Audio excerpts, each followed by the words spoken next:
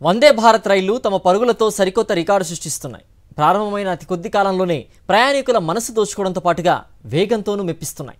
4 ఏళ్లలోనే ఈ రైళ్లు తిరిగిన నడివి 310 సార్లు భూ పరిభ్రమణం చేసినంత దూరంతో సమానమంటూ రైల్వే శాఖ ప్రకటించింది.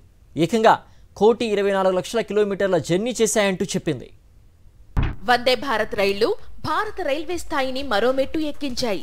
అప్పటి వరకు తేజస్, గతిమాన్ వంటి ట్రైన్స్ వేగాన్ని చూసే మురిసిపోయిన భారతీయుల కోసం మరింత వేగంగా వెళ్లే సరికొత్త వందే భారత్ రైళ్లను తీసుకొచ్చింది భారత ప్రభుత్వం. 2019 ఫిబ్రవరి 15న మొదలైన వందే భారత్ రైళ్లు ఇండియన్ రైల్వే హిస్టరీలోనే వెరీ స్పెషల్ గా నిలుస్తున్నాయి. తక్కువ సమయంలో ఎక్కువ దూరం ప్రయాణించే రైళ్లుగా వందే భారత్ ట్రైన్స్ పేరు తెచ్చుకున్నాయి. ఈ రైళ్లు మొదలైనప్పటి నుంచి ఇప్పటి వరకు తిరిగిన దూరాన్ని పరిశీలిస్తే కళ్లు బైర్లు కమ్ముతాయి. ఇవి తిరిగిన నిడివి 310 పర్యాయాలు భూపరిభ్రమణం చేసిన దూరంతో సమానం.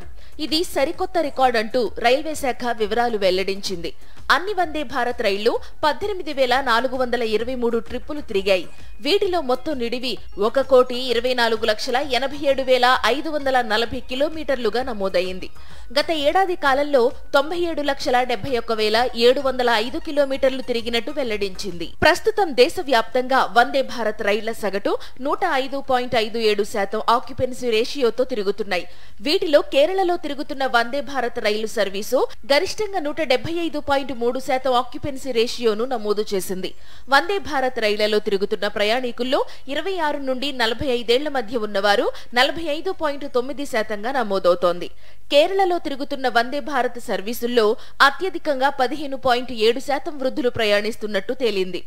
గోవాలో తిరుగుతున్న వందే భారత్ రైళ్లలో అత్యధికంగా 42% మంది మహిళా ప్రయాణికులుంటున్నారు.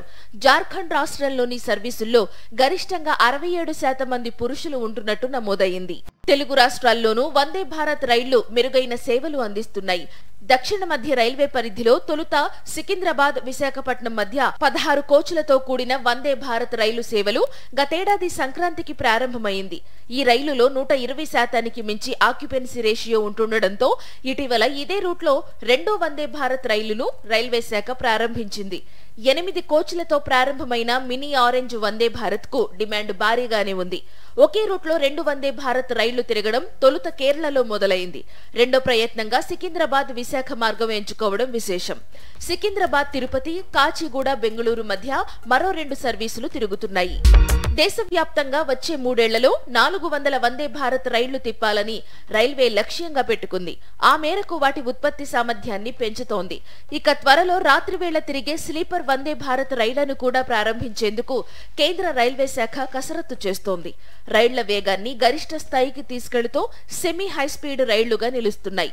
గంటకు 160 కిలోమీటర్ల వేగం సామర్థ్యం ఉన్న ఈ రైళ్లు సగటున 130 కిలోమీటర్ల వేగంతో ప్రయాణిస్తున్నాయి. ప్రస్తుతం దేశవ్యాప్తంగా 60 వరకు సర్వీసులు సేవలు అందిస్తున్నాయి. త్వరలోనే మరిన్ని అందుబాటులోకి రాబోతున్నాయి.